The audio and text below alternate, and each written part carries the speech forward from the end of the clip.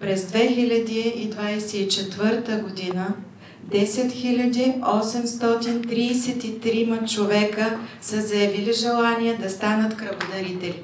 Това е абсолютен рекорд за област Бургас.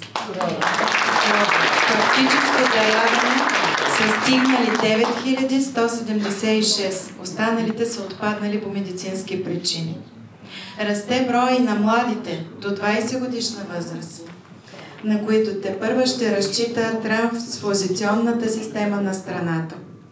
И имам удоволствието да поканя академик Христо Григоров, председателя на Български червен кръст, да връчи почетни грамоти на едни от главните виновници, за да се случи това.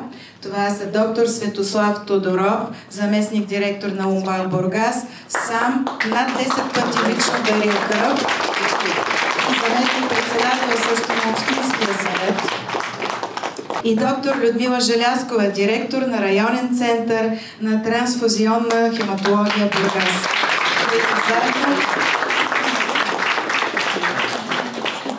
Заповедайте с една благодарност по дамата. Сме живи здрава и благодаря на обществото. И ето един символ на едно голямо уважение. Закачете си го в бюрото и всяка сутрин, като видите, погледнете, кръстете.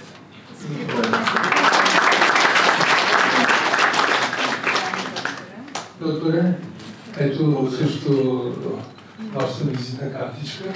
Заповядай, благодаря ви за всичко това, което сте направили. И ще имала силно уважение.